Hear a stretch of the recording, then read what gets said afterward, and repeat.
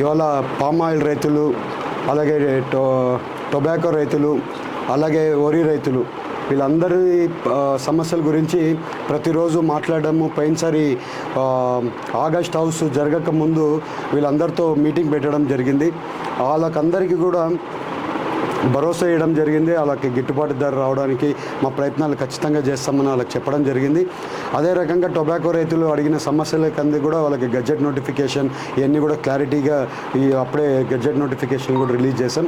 అలాగే palm oil రైతులు కూడా ఎప్పుడో నుంచి వాళ్ళకి గిట్టుబాటు ధర రావట్లేదని ఎన్నోసార్లు నా దగ్గరికి వచ్చి వాళ్ళ రిప్రజెంటేషన్ అయినా వాళ్ళు మాట్లాడడం అయినా జరిగింది.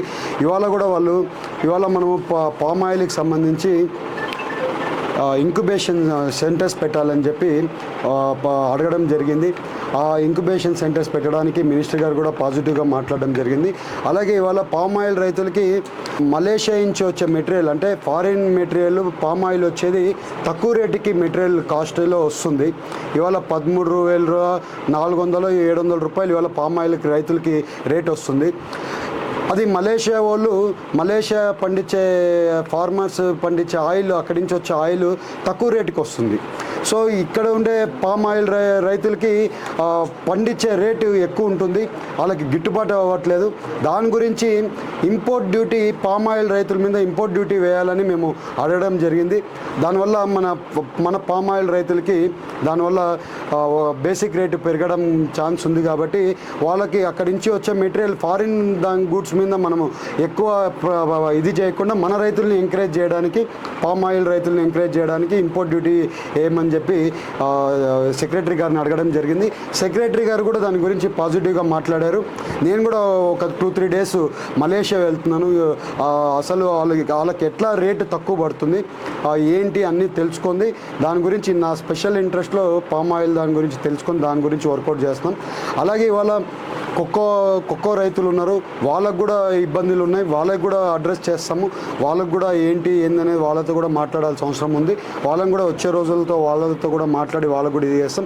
నిన్న వరి రైతులు చూస్తే నిన్న ఇప్పటివరకు వాళ్ళకి అమ్మిన పంటకి డబ్బులు రాకపోతే నిన్న మినిస్టర్ గారు వచ్చి ఆ డబ్బులు ఇవ్వడం కూడా జరిగింది. ఇవాళ ఇవన్నీ చూస్తే ఎప్పుడు కూడా NDA government, TDP government, Chandrababu Naidu గారు ఎప్పుడు కూడా రైతులకి అండగా ఉండే గవర్నమెంట్ ఏదైనా ఉందంటే అది టీడీపీ గవర్నమెంటే.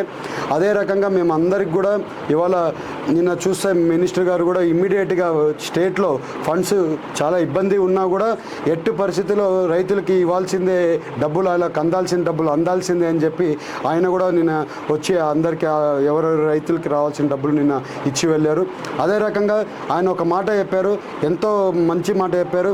ఇప్పటి నుంచి రైతులు కొనిన ధాన్యం మీద 2 రోజుల్లోనే పేమెంట్ వస్తుందని ఆయన కూడా చెప్పారు వరి రైతులకి. అది కూడా మంచి మాట చెప్పారు.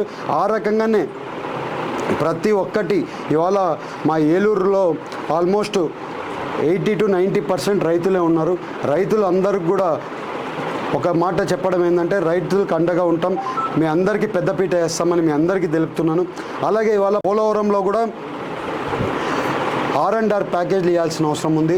అలాగే వాళ్ళకి రిహాబిలిటేషన్ చేయాల్సిన అవసరం